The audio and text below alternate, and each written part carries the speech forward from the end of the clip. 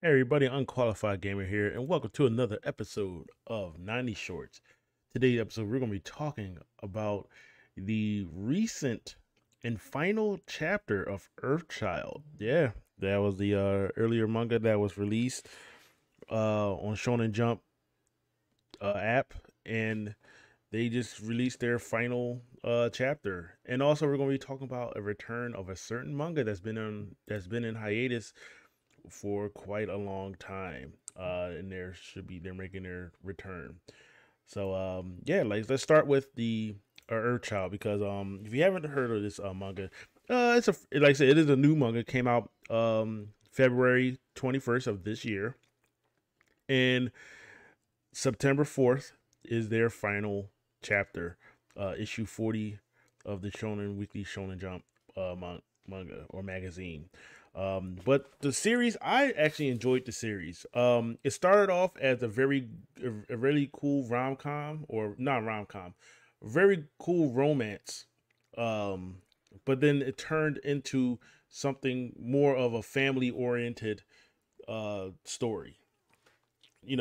So I mean, I enjoyed the ride. I like I said, if you're into romance and into like sort of like it's not slice of life because there's some danger to it. There's some danger. It had me on the edge of my seat from certain points, especially when the main character was trying to get his wife back, and he had his child, raising his child and everything.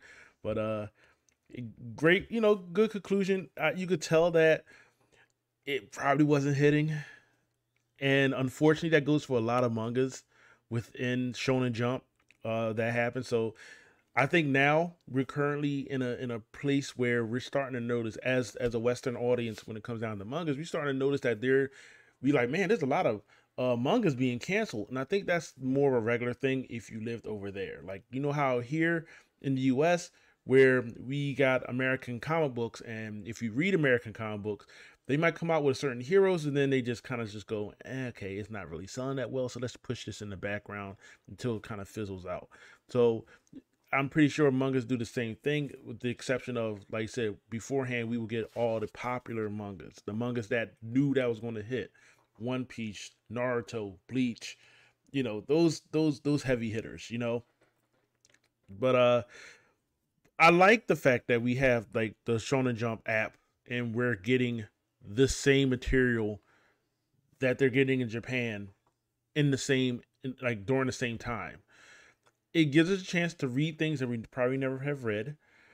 We get a chance to see stories that, it might hit, it might not hit. It sucks that, you read a story, you're into it. And then they say, by the way, it's the last chapter. I kind of felt that this was going to run short anyway. The premise of the story of the Earth Child, of Earth Childs are, there's really, it's a rarity, or it's uncommon to see two Earth Childs living at the same moment. And because the main character fell in love with an Earth Child, her time was basically up to the point where she had to pass on, because the child that they had is an Earth Child.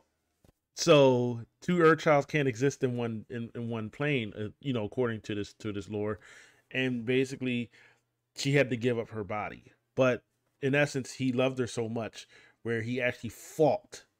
And not gonna, like I say, if you're into it, I'm not gonna spoil it for you. I'm just giving you like a small synopsis though. But entirely though, it's just basically a love of a family that could overcome any obstacles. And this was that story.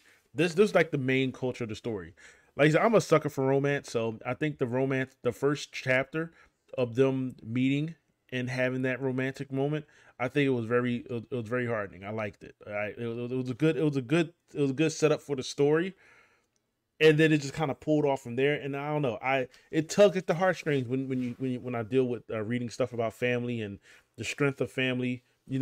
Very positive. A very very positive atmosphere of that. And it's very rare to see a shonen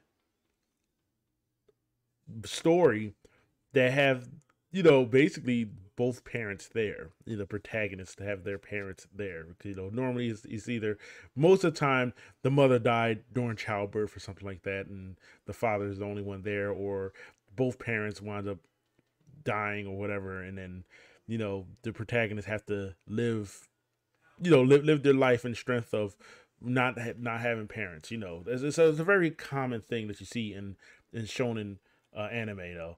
But moving on from there, we have a returning manga. Yes, a returning manga that's been in hiatus since 2014, and that is Lucky Star. Yes, according to the Anime News Network sources, that's where I got my source from. Uh, Dozen Circle C2 Kiken revealed on Twitter Saturday that sorry, Kagami Yoshimitsu's Lucky Star manga is getting a revival, and it will transfer to Kadokawa's magazine, starting with its third issue on November 10th. So November 10th, it's and think about it. I'm not familiar with Kadokawa's magazines. I'm not sure if there's any apps or official apps that is available in the West in the Western part of the world. I'm gonna have to do some research to see. If anybody do know, let me know in the comments below. But I'm pretty sure you'll be able to read this through other means. I'm pretty sure if you read mangas, you know how to do it. I'm not saying anything else, but I've always want to find an avenue where I'm able to provide support for the official releases of these things. So just being aware of that though. But it's really cool to hear that this series is getting revival, is coming back. I loved Lucky Star. I remember, well, I started watching the anime like way back. I'm talking like, so we talking way back when the anime came out, and I fell in love with the series. I watched it in Japanese, then I watched the English dub. I love the anime so much. I went on and got the DVD collection, the legend, the Otaku, the Otaku DVD collection. I think that was from Bandai. I think that's when Bandai had it. It's before Funimation, when Funimation took it. But I think Bandai was the one that distributed it. Cost me, yeah, it cost me an arm and a leg, about an arm and a leg. But one of my greatest memories of that though is actually meeting the voice actress for Izumi Konata, Aya Hirano, back in Otakon 2012. Yeah, 2012. Yeah, that was back in 2012. Wow, that was 2012. That was over 10 years ago. But yeah, I met. I actually went to Otakon in 2012, and Aya Hirano made her appearance there. She did a little concert, and then afterwards she had a signing, and I was able to get her to sign my copy of Lucky Star. So I have that, and also a few years prior to that, I would say 2016, when I went to Otakon back in 2016 was the last time I've been to Otakon. Uh, I met, I did a meet and greet with the English dub voice actress. Man, wow, oh God, what kind of Wendy Lee? She did the she mostly known for doing Faye Valentine from Cowboy Bebop, but yeah, but she also did Izumi Konata's voice, and she did what's her name? Can't think of the character's name. I'm drawing blanks here. No. But yeah, no, she did Izumi Konata's voice as well, and I got her to sign it as well. So now I have a box set. I got Lucky Star box set that has the Japanese voice actress and the English voice actress signed. So I cherish that product with all my might. I cherish that. I definitely do. I'll probably do a story time with that, because the both of those times are very really I enjoy those stories. Those are fond memories that I had back when I was doing going to the conventions and stuff like that though. But I definitely want to check out the revival of this. It's supposed to be released November 10th. So Lucky Star will be back in our graces yet again, and hopefully it does well enough to spark up maybe another anime series. Maybe, who knows? We'll have to wait. We'll have to see. Currently, right now, if you haven't seen Lucky Star before, uh, definitely check it out.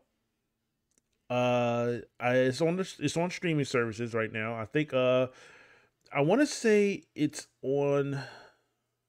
I want to say it's on Funimation and it's on Crunchyroll. I haven't really checked recently, but I'm pretty sure they might have it, especially since Funimation do have the rights to it now.